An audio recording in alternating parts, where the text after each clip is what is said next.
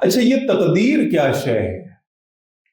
اس کے بارے میں 2-3 جملوں کے بعد پھر آگے تفصیل بھی آئے گی انشاءاللہ، لیکن تقدیر کے حوالے سے بعض باتیں میں عرض کر دیتا ہوں جو آگے دہرائی بھی جائیں گی انشاءاللہ، کیونکہ یہ مشکل موضوع ہے اور ہمارے ہاں انسان ہمیشہ سے اس بات پہ پریشان رہا ہے، کنفیوز رہا ہے کہ تقدیر اصل میں ہے کیا۔ اسی بنیاد پر امت مسلمہ میں 2 فرقے بن گئے، باطل فرقے۔ ایک قدریہ کا فرقہ تھا، ایک جبریہ کا فرقہ تھا۔ میں آسان الفاظ میں آپ کو سمجھاتا ہوں۔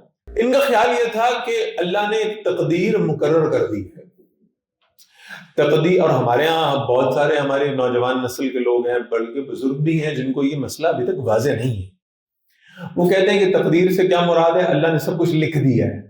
یہ جو جملہ ہے ہمارے یہاں بہت دہرایا جاتا ہے، اللہ نے سب کچھ کیا کیا ہے؟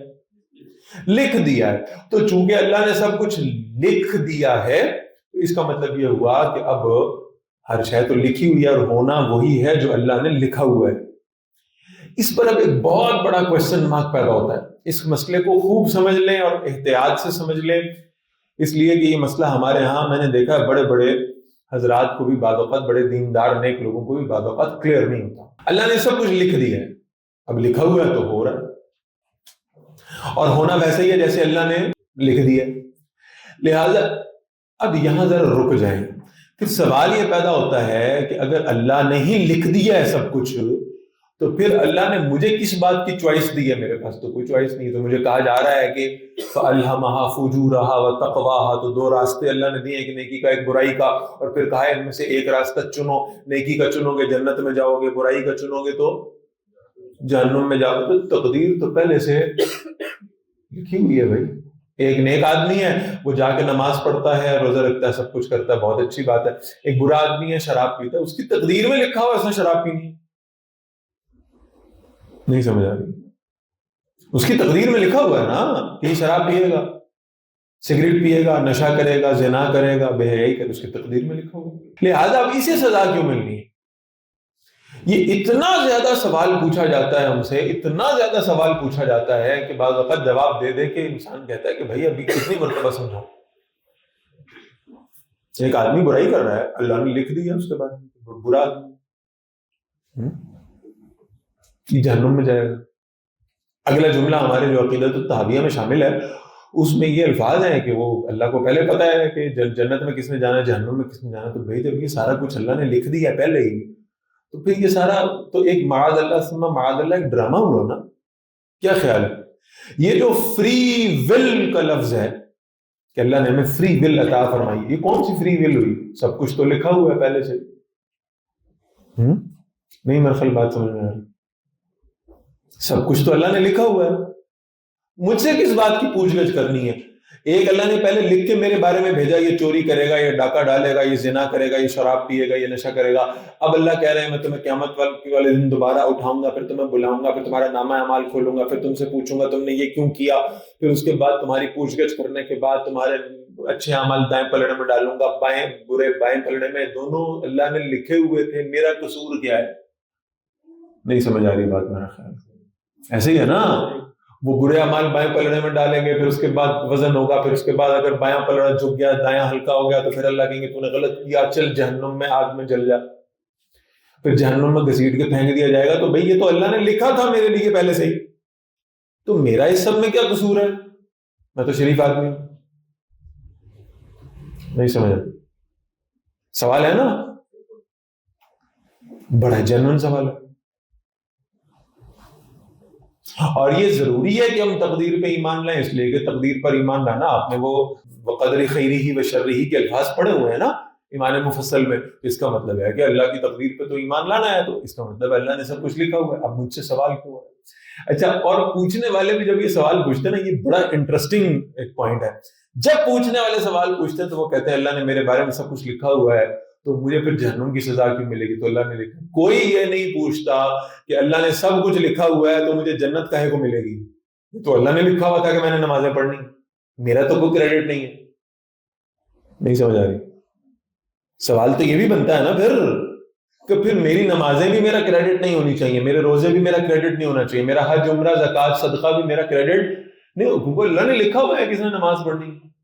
تو میں تو اللہ کے لکھے ہوئے پہ عمل کر رہا ہوں، لہٰذا جنت بھی میرا رائٹ کوئی نہیں، جنت لینے کو تیار ہے سارا، اس پہ کبھی سوال نہیں کرتا۔ وہ کہتے ہیں جی میں نے خود محنت کی ہے، میں نے نمازیں پڑھی ہیں، میں نے روزے رکھے ہیں، میں نے حج کیا ہے، یہ میری محنت ہے، وہاں کہتے ہیں کہ جنت ہم ڈیزرو کرتے ہیں، لیکن جب جہنم کی بات آتی ہے تو کہتے ہیں جناب یہ کیا بات ہے، کیا خیر۔ ابھی چند دن پہلے مجھ سے کسی نے ایسا ہی ایک انٹرسٹنگ سوال کیا، بڑا اچھا سوال، بہت دلچسپ ہے اور بڑا زبردست سوال ہے۔ ہمارے ہاں بعض اہل علم کہتے ہیں یہ فضول سوال ہے، اس کا کیا جواب ہوگا؟ سوال بہت اچھا ہے، ہماری جو یہ جنریشن زی ہے نا، اس کے ذہنوں میں ایسے سوالات اٹھتے ہیں۔ سوال مجھے آئی 2-4 دن پہلے کی بات، سوال کسی نے کیا اور بہت اچھا سوال۔ سوال یہ ہوا کہ جناب اگر میں نے 70-80 سال گناہ کیے ہیں دنیا میں، کیا کیا بھائی؟ 70-80 سال میں نے گناہ کیے ہیں، بری زندگی گزار دی ہے، تو اللہ مجھے 70-80 سال جہنم میں سزا دے دے۔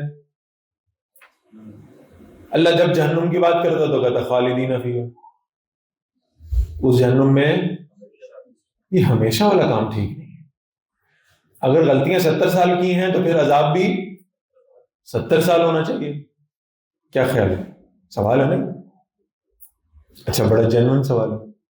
تو میں نے اس کے 2-3 جوابات دی، ذرا سن لیں آپ بھی۔ میں نے 2-3 جوابات عرض کرنے کی کوشش کی، ہو سکتا ہے آپ کو بہتر جواب بتا دیں۔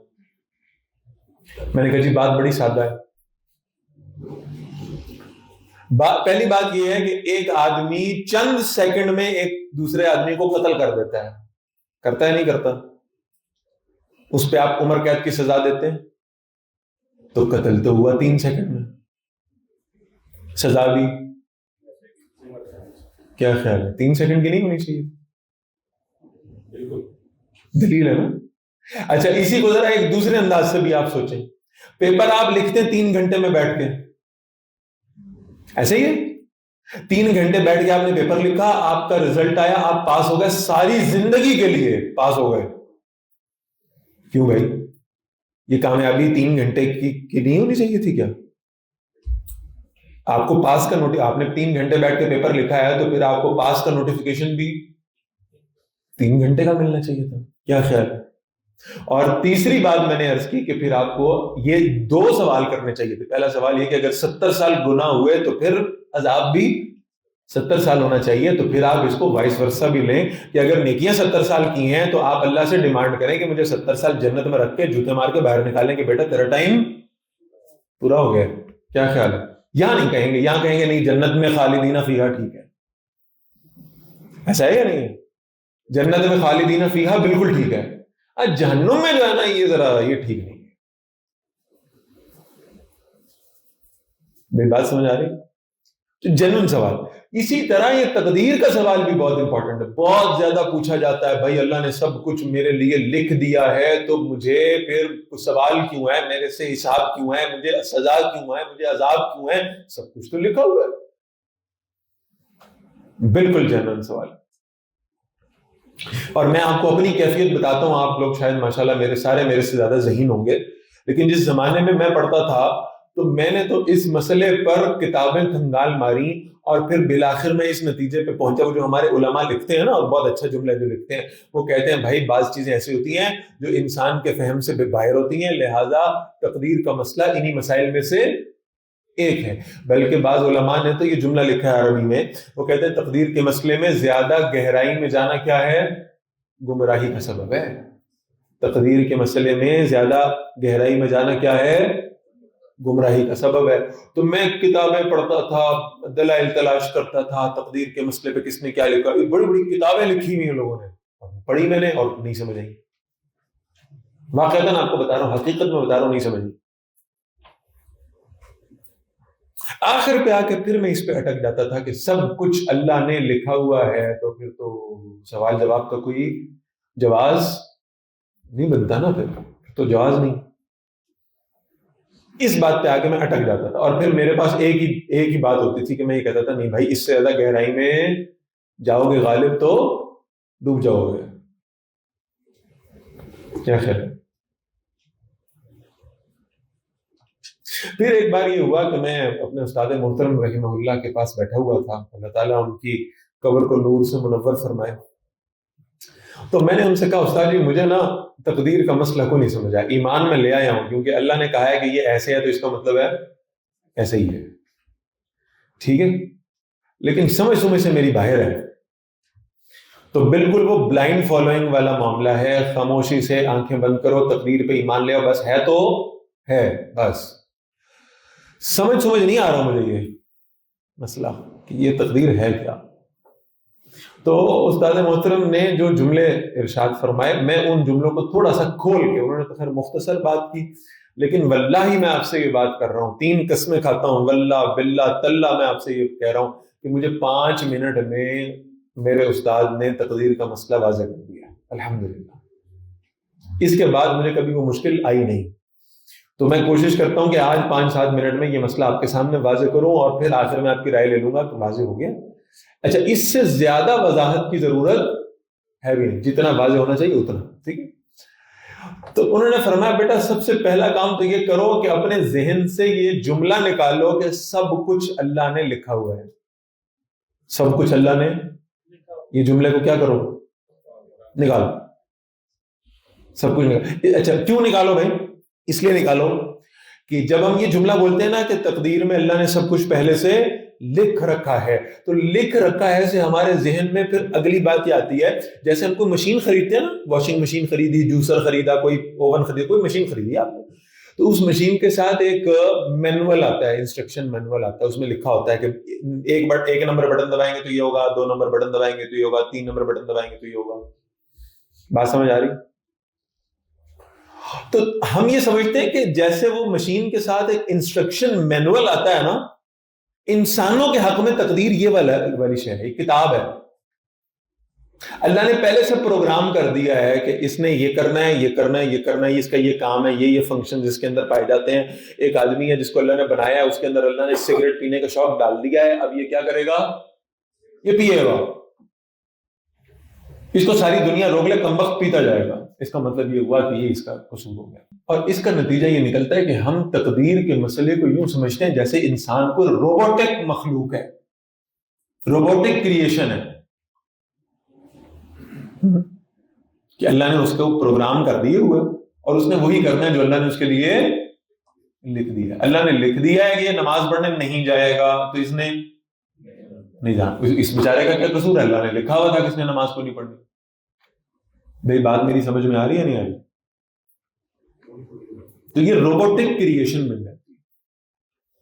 تو سب سے پہلا کام آپ نے کیا کرنا ہے, اس جملے کو اپنے ذہن سے نکالیے کہ سب کچھ اللہ نے لکھ رکھا ہے. یہ جملہ ہم اتنی دفعہ بولتے ہیں کہ ہمیں بعض اوقات محسوس ہوتا ہے کہ ہمارے ہاتھ میں کچھ ہے ہی نہیں, ہمارے تصرف میں کچھ نہیں, سب کچھ تو اللہ نے لکھا ہوا ہے, تو ہم کیا کرنا ہے پھر. اس سے پھر اشکالات پیدا ہوتے ہیں, سوالات پیدا ہوتے ہیں, مشکلات آتی ہیں. یہ جملہ نکل گیا ذہن سے بھائی؟ کیوں جی نکل گیا؟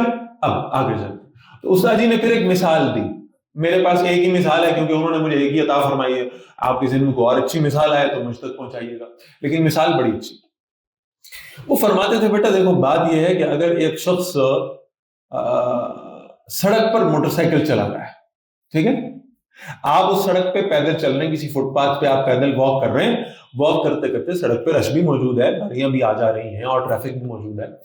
آپ دیکھتے ہیں کہ ایک نوجوان بہت ریش ڈرائیونگ کرتا ہوا, بائک لے کے ون ویلنگ کرتا ہوا, وہ ٹریفک کے بیچوں بیچ سے بہت تیزی سے نکلا. میری بات سمجھ میں آ رہی؟ اور جب وہ نکلا تو آپ کی زبان سے بے ساختہ یہ جملہ نکلے گا, یہ مرے گا. یہ جملہ آپ نے کیوں کہا ہے؟ شاباش, آپ نے اس کی حرکتیں دیکھی ہیں, آپ کی ایک آبزرویشن ہے, آپ اس کا ڈرائیونگ سٹائل دیکھ رہے ہیں, آپ اس کی سپیڈ دیکھ رہے ہیں, آپ سڑک پہ ٹریفک کا رش دیکھ رہے ہیں, آپ اس کی ون ویلنگ دیکھ رہے ہیں, آپ اس کے کرتب دیکھ رہے ہیں, آپ نے آبزرویشن کی. اس آبزرویشن سے ایک علم کریٹ ہوا. آبزرویشن نالج میں تبدیل ہوئی, نالج پریڈکشن میں بدلا. میرے ساتھ ہیں آپ؟ سب سے پہلے کیا ہوا؟ آبزرویشن. آبزرویشن سے کیا بنا؟ نالج بنا. نالج سے پریڈکشن آ گئی. کلیئر ہے؟ یہ بات کلیئر ہے؟ اور اس کو پریڈکشن آپ نے دے دی کہ یہ کیا کرے گا؟ مرے گا. صحیح. اب یہ عین ممکن ہے کہ وہ اسی سڑک پر کونے پہ جانے سے پہلے, اگلے سگنل سے پہلے وہ واقعی کسی اور گاڑی میں بجے اور مر جائے، اور عین ممکن ہے کہ بھائی یہ اگلے 70 سال زندہ رہے، ایسے ہی ون ویلنگ کرتا رہے، ایسے ہی 70 سال جیتا رہے. ہو سکتا ہے یا نہیں ہو سکتا؟ ممکن ہے نا. لیکن اگر بالفرض آپ کی زبان سے نکلا کہ یہ مرے گا، اور وہ اگلے سگنل پر ہی اس کا ایکسیڈنٹ ہوا، اس کو موت آ گئی، اور آپ کے ساتھ چلنے والے کسی شخص نے آپ کا یہ جملہ سنا تھا کہ یہ مرے گا، اور وہ یہ دعویٰ کر سکتا ہے کہ آپ پر 302 کا پرچہ ہوگا، قتل کی ایف آئی آر آپ پہ ہوگی. کیوں؟ آپ نے نہیں کہا تھا کہ مرے گا. جی اس کی موت کا ذمہ دار کون ہے؟ جی خود ہے نا. تو آپ کیوں نہیں ہیں؟ کیونکہ آپ نے چند لمحے پہلے کہا تو تھا کہ یہ مرے گا. آپ نہیں اس کی موت کے ذمہ دار. قتل کا مقدمہ آپ پہ نہیں ہونا چاہیے. نہیں سمجھ آتا. اور اس کا کوئی دوست جب اس کے گھر اطلاع دے گا کہ بھائی یہ آپ کے بچے کی ڈیتھ ہو گئی ہے، ایکسیڈنٹ ہو گیا اس کا ون ویلنگ کرتے ہوئے، تو وہ کہے گا جناب ویسے تو ون ویلنگ بہت سیف اور خوبصورت اور شاندار کام ہے، یہ کمبخت مارا جو فٹ پاتھ پہ چل رہا تھا نا، یہ نہ کہتا نا کہ یہ مرے گا، تو یہ ون ویلنگ کرتے ہوئے 7ویں آسمان پہ جا سکتا تھا لیکن مر نہیں سکتا تھا. کیا خیال ہے؟ نہیں سمجھ آئی بات؟ آپ نے آبزرو کیا، آبزرویشن کی بنیاد پر نالج بنا، نالج کی بنیاد پر پریڈکشن بنی، آپ نے پریڈکٹ کر دیا. وہ پریڈکشن غلط بھی ہو سکتی ہے، وہ پریڈکشن صحیح بھی ہو سکتی ہے، لیکن اپنے کاموں کا ذمہ دار وہ بائکر خود ہے، آپ نہیں ہیں. یہ بات کلیئر ہے؟ اچھا، آپ کی پریڈکشن صحیح بھی ہو سکتی ہے، غلط بھی ہو سکتی ہے، اس لیے کہ آپ کا جو نالج ہے نا وہ پرفیکٹ نہیں ہے. آپ کا نالج پرفیکٹ نہیں ہے، امپرفیکٹ نالج ہے آپ کے پاس. لہذا آپ جو آبزرو کرتے ہیں اس سے جو نتیجہ اخذ کرتے ہیں وہ غلط بھی ہو سکتا ہے اور صحیح بھی ہو سکتا ہے. لہذا نالج امپرفیکٹ ہے اور پریڈکشن بھی امپرفیکٹ ہے، صحیح بھی ہو سکتی ہے اور غلط بھی ہو سکتی ہے، لیکن دونوں صورتوں میں وہ اپنے کیے کا ذمہ دار خود ہے. یہ بات سمجھ آ گئی یا نہیں آئی؟ کلیئر ہے یہ بات؟ ٹھیک. آپ کا نالج امپرفیکٹ تھا، پریڈکشن امپرفیکٹ تھی. اللہ کا نالج پرفیکٹ ہے. ایسے ہی ہے نا؟ اس لیے اللہ کو یہ اچھی طرح پتا ہے، اللہ پریڈکٹ نہیں کرتے، اللہ کو پتا ہے کہ یہ میرا بندہ آگے جا کے کیا کرے گا. یہ بات سمجھ آ رہی ہے؟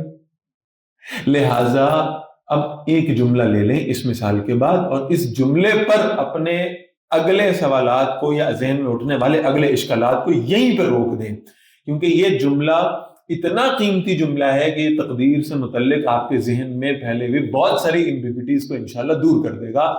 اور پہلے جملہ کیا تھا جس کو میں نے مٹوایا تھا آپ کے ذہنوں سے؟ ہاں، اب اس کی جگہ پر ایک نیا جملہ اپنے ذہن میں فیڈ کر لیں، اور وہ یہ ہے تقدیر اللہ کا علم کامل ہے. تقدیر اللہ کا علم شاباش کامل ہے. Perfect knowledge of the almighty is called fate. تقدیر اللہ کا علم کامل ہے.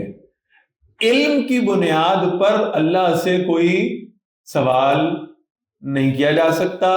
اللہ کو پتا ہے میرے بندے نے کیا کرنا ہے، لیکن اپنے کیے کا ذمہ دار وہ خود ہوگا. وہ نیکیاں کرے گا تو جنت میں چلا جائے گا، وہ برائیاں کرے گا تو جہنم میں چلا جائے گا، لیکن اپنے سارے کیے کرائے کا ذمہ دار وہ خود ہوگا. وہ اللہ کو اس پر بلیم نہیں کر سکتا. کچھ بات واضح ہوئی؟ جملہ دوہرا لیں. تقدیر اللہ کا علم کامل ہے. دا پرفیکٹ نالج آف اللہ. اللہ اپنے بندوں کو خوب جانتے ہیں.